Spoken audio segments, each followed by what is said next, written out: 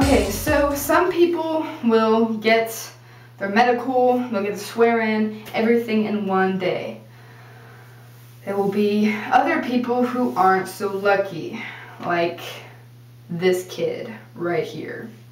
I had to go to MEPS not once, not twice, but 3 times. Not because I did anything wrong, because of the process. First time I went there was a full medical evaluation. Everything went well, but I needed a waiver. And when you're told you need a waiver, you're gonna have to come back again. Frowny face. Don't be scared, you didn't do anything wrong.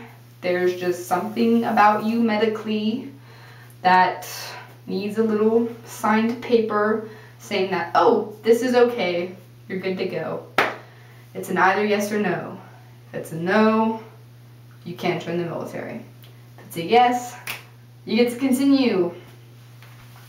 So when you get a waiver, you're most likely going to have to get a consul.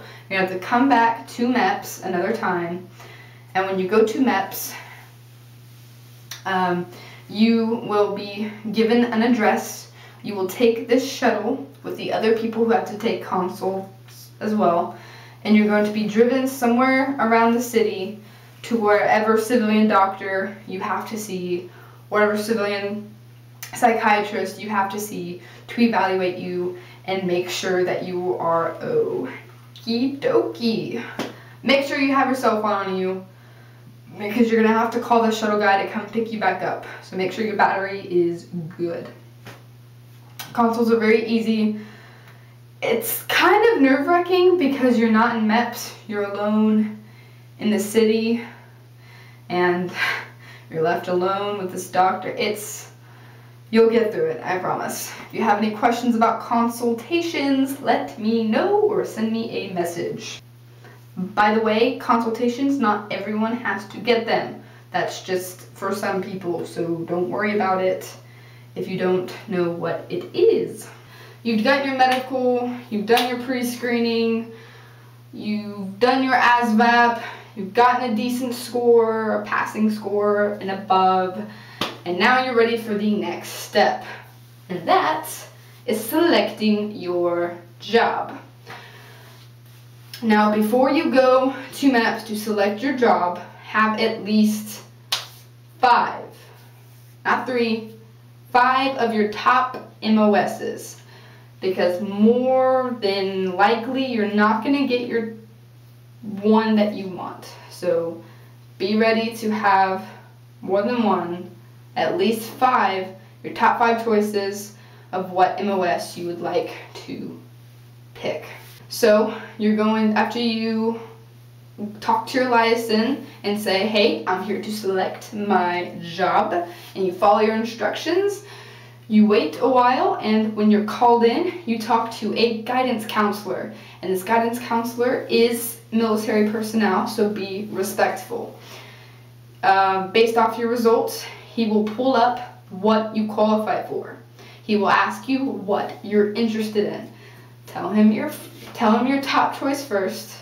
If your results say you can't do it, try your second one, and so on. Hopefully you'll get at least one of them, and you will choose what you want. When I went there, when I got my color vision tested, I was tested for green-red colorblind, and I was mildly red-green colorblind, apparently. So that took out a lot of options, so I didn't get actually any of my top 5, but I had something closest to my second choice. So just be open-minded, go in open-minded, don't get mad, but if you feel like you're being screwed over, say something. Tell them you're not happy with the result, you're going to retest, ask them what your options are, because you do not, I repeat, do not pick an MOS that you do not want to do. Do not make that mistake, because once you sign that contract, you can't change your MOS for another 18 months after shipment.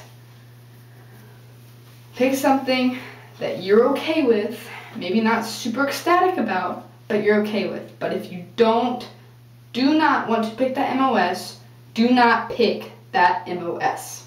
After you pick your job, your MOS, congratulations. You will be given your pre-enlistment interview. You will be asked questions, answer them truthfully and quickly, because people are behind you and they are waiting just like you did. Now you have gone through all of MEPS, and it is finally time for the well-deserved and hopefully achieved enlistment oath. The enlistment oath is one of the most memorable things you will ever do before basic training. You actually have 2 swear-ins, okay? Your first one is at MEPS. Well, both of them are at MEPS. But the first one is just saying, you did this contract. The second one will be right before you ship. And that is your permanent and final swear-in before you ship. Now, this particular swear-in, it's still very special. Your parents, our family is allowed to come and watch, although usually for the first swear-in, and not a lot of people do, it's usually the second one. You will be walked into a room. Usually the swear-in ceremonies are at certain specific times, so you might have to wait, but it's okay. You and a couple or maybe a lot of other people will be guided into this room. You will sit down, you will watch a video. It will tell you how to act, your posture, and how to stand at attention for whenever you swear in. Now when I swore in, I had a Coast Guard captain swear me in. The person who swears you in can be from any branch. It's varied, so I can't tell you who or what and when you're going to be swearing. Just, again, MEPS is all about listening to instructions, so just listen and you should be good. You're going to walk into a room, you're going to stand horizontally in formation, facing a podium. The podium will be taken place by the person who's going to swear you in. You're going to be standing at ease. When that person walks in, you stand at attention. Follow instructions. The video tells you what to do. If you mess up, you might get yelled at. Try and stay calm. I know I got shaky. I got really nervous. It's completely normal. And do not lock your knees. You'll fall over, and do not lock your knees. You will recite after stating your name, and you will follow what the person who's swearing you in. You will say and state your name, and you will swear in to the United States Armed Forces. After that's over, you do one last little, not interview, but this little tiny sort of processing. And you are ready to go. After you swear in, you go back to your enlistment station, you get your picture taken. You are now well, if you're in the Army, you are a future soldier.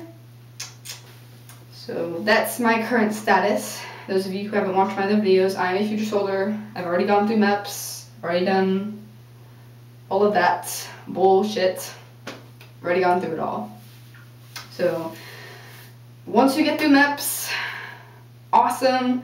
If you're having trouble with MEPS, or you want to post a comment explaining your experience, or even make your own video, feel free to. Again, it's based off what I went through at the Houston MEPS. Obviously there are different MEPS. So that is generally the overview of MEPS.